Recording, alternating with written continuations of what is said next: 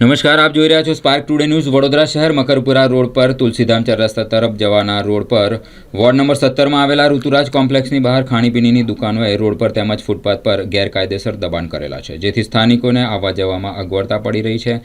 મોડી રાત સુધી આ ખાણીપીણીની દુકાનો ચાલુ હોય છે, ત્યાં અસામાજિક તત્વો પણ નશાની હાલતમાં આવતા હોય છે અને આડેધડ રોડની વચ્ચોવચ્ચ વાહનો પાર્કિંગ કરતા હોય છે, જેથી આ સમસ્યાથી કંટાળેલા સ્થાનિકોએ આની રજૂઆત મહાનગરપાલિકાની દબાણ શાખા, માંજલપુર પોલીસ સ્ટેશન તેમજ કલેક્ટર કચેરી અને મ્યુનિસિપલ કમિશનર અરુણ મહેશ બાબુ સુધી કરેલ હોવા છતાં સ્થાનિકોના પ્રશ્નનો નિવાડો આવ્યો જ નથી. તેમજ રોડ પર ખાણીપીણીની દુકાનોએ કરેલ દબાણ એ જ સ્થિતિમાં છે, જેથી સ્થાનિકોએ વિસ્તારના કોંગ્રેસ આગેવાન પાર્થ પટેલ તથા સામાજિક કાર્યકર નરેન્દ્ર રોયનો સંપર્ક કરતા પાર્થ પટેલે મહાનગરપાલિકા તેમજ દબાણ શાખા વિરુદ્ધ રોષ પ્રકટ કર્યો હતો. પાર્થ પટેલે જણાવ્યું હતું કે દબાણ શાખા ગરીબોની સંપત્તિ તેમજ રોજગાર ધંધાને હટાવવાની કામગીરી ઝડપથી કરી દે છે, પરંતુ ખરેખર જે દબાણથી સ્થાનિકો હેરાન થયા છે અને સ્થાનિકો આની રજૂઆત તંત્રને કરે છે, એ દબાણો તંત્ર હટાવતું જ નથી. સાથે જ જો વહેલી તકે આ સમસ્યાનું નિવારણ કરવામાં નહીં આવે તો વિરોધની ચીમકી પણ ઋતુરાજ કોમ્પ્લેક્સના રહીશો તથા સામાજિક કાર્યકર્તા અને પાર્થ પટેલ દ્વારા આપવામાં આવી હતી.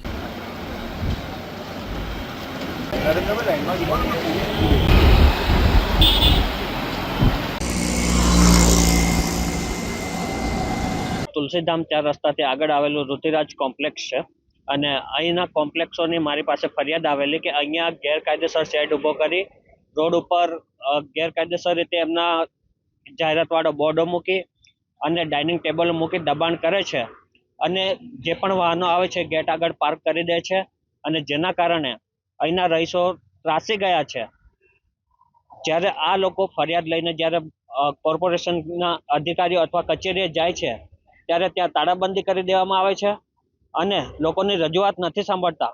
એક જ કોઈ વ્યક્તિ જ્યારે અરજી લઈને પણ જાય છે ત્યારે પણ એની અરજી લઈને ફક્ત લઈને ફાઇલ જ કરી દેવામાં આવે છે. અહીંની જનતાનું નથી સાંભળવામાં આવતું અને અમારી એક જ માંગ છે કે જ્યારે તમે સામાન્ય અને એકદમ નજીવી બાબતનો ઉકેલ ના આવતો હોય તો રાજીનામું આપી દો.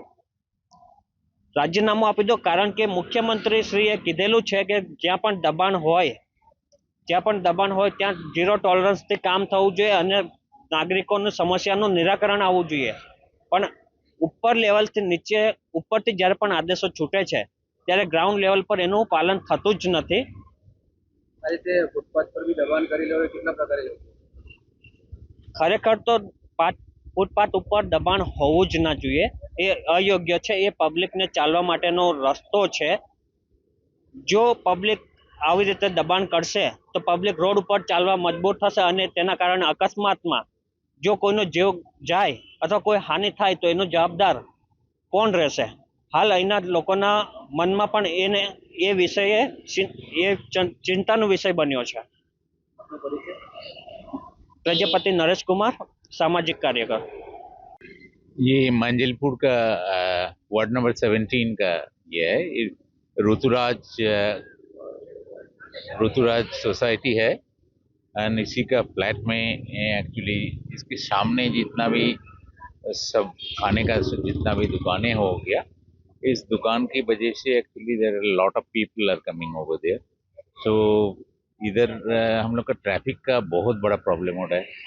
गाड़ी अंदर घुसाना, फिर टोटली एक हालत एकदम टोटल ये हुआ है. इधर नंबर ऑफ एक्सीडेंट भी हो रहा है एंड कुछ दिन पहले इधर एक आदमी का इधर से क्रॉस करने गया तो मर गया. तो ट्रैफिक का देर ज़बरदस्त प्रॉब्लम स्टार्ट हो गया. तो इसीलिए एक्चुअली हम लोग चारों तरफ पुलिस के साथ, कॉरपोरेशन का साथ, सबका साथ हम लोग बात किया, मतलब अप्लाई किया है, लेकिन कुछ अभी तक कुछ उसका रिप्लाई पॉजिटिवली कुछ नहीं आया है.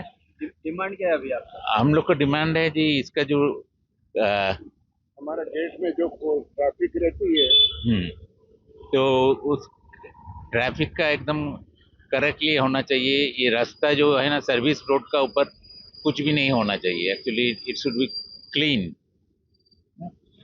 क्या नाम है आपका?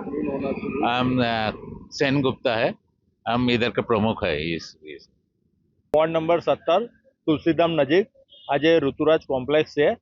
ત્યાંના ઋતુરાજ કોમ્પ્લેક્સની બહાર આ ખાણીપીણીની જે લારીઓ લગાવી છે એનાથી ટ્રાફિકની બહુ મોટી સમસ્યા થાય છે. અહીંયા મને સ્થાનિકો દ્વારા ફોન આવ્યો કે પાર્થભાઈ અહીંયા બહુ એક મોટી સમસ્યા છે ટ્રાફિકની, કે જેના લીધે અમે અંદર સ્થાનિકો છે એને ખૂબ તકલીફ પડે છે. તેના અનુસંધાનમાં અહીંયા આવીને મને જાણવા મળ્યું કે અહીંયાના સ્થાનિકોએ છે એમણે મહાનગરપાલિકાને પણ એનું આવેદનપત્ર આપ્યું છે, પોલીસ સ્ટેશન માંજલપુરની અંદર પણ આપેલું છે. તેમ છતાં કોઈ પણ જાતનું તંત્ર દ્વારા કામગીરી થતી નથી. ટ્રાફિકની સમસ્યા આવીને એવી જ છે. તેથી મારી આપના માધ્યમથી માંગણી છે કે જે સ્થાનિકોની જે સમસ્યા છે એ સમસ્યાનો કોઈને કોઈ નિકાલ કરવામાં આવે. જે રીતે દબાણ કરવામાં આવી રહ્યું છે, ફૂટપાથ સુધીનું દબાણ કરી લીધું છે, શું કહેવા માંગો છો? હું એટલું કહેવા માંગુ છું કે જે ગરીબ માણસો છે અત્યારે ઠેર ઠેર દબાણ શાખા ગરીબોના લારી ગલ્લા હટાવવા માટે 100% ફૂલ જોશમાં કાર્યરત થઈ ગઈ છે. તો શું એ નિયમ આ હોટલવાળાને લાગુ નહીં પડતો? નિયમ માત્ર ને માત્ર શું ગરીબોને લાગુ પડે છે? એટલે હું તો આપના માધ્યમથી એટલું જ જણાવવા માંગુ છું કે નિયમ બધા માટે સરખો રાખો. જો દબાણ શાખા જો ફૂટપાથ પરથી દબાણ દરેક જગ્યાએ દૂર કરે છે તો આ પણ જગ્યાએ દૂર થવી જોઈએ. અગાઉ પણ ડોન બોસ્કોની સામે પણ એક પતરાવાળા શેડની મેં અરજી કરી હતી મ્યુનિસિપલ કમિશનરશ્રીને. એ દબાણ પર આજે 1.5 વર્ષ પહેલા અરજી કરી હતી, આજ સુધી એ દબાણ હટાવ્યું નથી. કહેવાનો મતલબ એ છે કે જ્યાં સ્થાનિકો અરજી કરે છે, જ્યાં સ્થાનિકોને તકલીફ થાય છે, એ દબાણ તમે દૂર કરતા નથી. અને તમે રોડ ઉપર જે ગરીબ માણસો લારી ગલ્લા લઈને બેસ્યા છે એમનું દબાણ દૂર કરો છો. એટલે કોઈને કોઈ જગ્યાએ એવું લાગી રહ્યું છે કે તંત્રએ જે નિષ્પક્ષતાથી કામ કરવું જોઈએ કરી નથી રહ્યા. ઋતુરાજના રહીશોએ એમની અરજીમાં અસામાજિક તત્વોનો બી ઉલ્લેખ કરેલો છે, તે વિશે શું કહેશો? એ વિશે તો મને બહુ ખ્યાલ નથી, પણ હવે એમને મને પણ આ વસ્તુ કીધું છે કે અસામાજિક તત્વોનો પણ અહીંયા ત્રાસ રહે છે. એ તો દેખો નેચરલી છે કે મોડી રાત સુધી જ્યારે અહીંયા હોટલ પર ને મોડી રાત સુધી ચાલતું હોય તો અમુક એવા સામાજિક તત્વો આવતા જતા હોય. એટલે હું એવું માનું છું કે જો આ મોડી રાત સુધી એને પરમિશન ના આપે કે પછી આ તમે જો અડધા ટ્રાફિક સુધી તો અડધા રોડ સુધી તો એમના ટ્રાફિક પાર્ક કરેલા છે, ફૂટપાથ પર એ લોકોએ ખુરશી લગાવી છે. એટલે આ બધી સમસ્યા છે, એના કારણે આ અસામાજિક તત્વો પણ આવતા હોય, દરેક વ્યક્તિ અહીં આવતા હોય. પણ મેન મુખ્ય વસ્તુ એ છે કે જે ટ્રાફિક થાય છે, ટ્રાફિકની બહુ મોટી અહીંયા સમસ્યા છે. ખૂબ લાંબા સમયથી અરજી આપેલી છે, હજુ સુધી પણ કોઈ કોર્પોરેશન દ્વારા કે પોલીસ દ્વારા જવાબ આપવામાં આવ્યો નથી, શું કહેશો? મેં તમને અગાઉ પણ કીધું કે એક તો ઋતુરાજ કોમ્પ્લેક્સના સ્થાનિકોએ તો આપેલું જ છે, પણ મેં પણ ડોન બોસ્કો સ્કૂલની સામેવાળા શેડ માટે આપેલું છે. કહેવાનો મતલબ એ છે કે જ્યાં ખરેખર સ્થાનિકોને તકલીફ છે ત્યાં કોર્પોરેશનની દબાણ શાખા કાર્ય કરતી નથી, અને જ્યાં ખરેખર જરૂર નથી, જ્યાં ગરીબ માણસ બિચારો રોજગાર ધંધો લઈને બેઠો છે, ત્યાં દબાણ શાખા તોડફોડ કરી રહી છે. જિલ્લાના 5 ધારાસભ્યોએ મુખ્યમંત્રીને આ વિશે પત્ર લખેલો છે, એ ખરેખર યોગ્ય છે? રહીશોની પણ આ રીતેની સમસ્યાઓ છે, જો ધારાસભ્યની બી રજાઓ તો નથી માની. હવે સરકારમાં બેઠેલા ધારાસભ્યને જો આ વસ્તુની તકલીફ પડતી હોય તો સામાન્ય નાગરિક એને તો ખૂબ મોટી આ સમસ્યાનો સામનો કરવો પડે એવો છે. અમે તો વિરોધ પક્ષમાં છે કે અમારું તો કામ છે કે પ્રજાલક્ષી કામની અંદર વિરોધ કરવાનો જે અમે કરી રહ્યા છે. અને વાત રહી આ ધારાસભ્યની, તો ખરેખર સત્તામાં બેઠેલા છે, શાસક પક્ષમાં છે, તેમ છતાં એમને જો આવી કમ્પ્લેન કરવી પડે એમના અધિકારીઓ માટે, એ ખૂબ શરમની વાત કહેવાય. પોલીસ અને કોર્પોરેશન પાસે શું માંગ છે? બસ માંગ એટલી જ છે કે આ સ્થાનિકોની જે અરજી છે એ મુજબ કાર્યવાહી થાય અને સ્થાનિકોને ન્યાય મળે.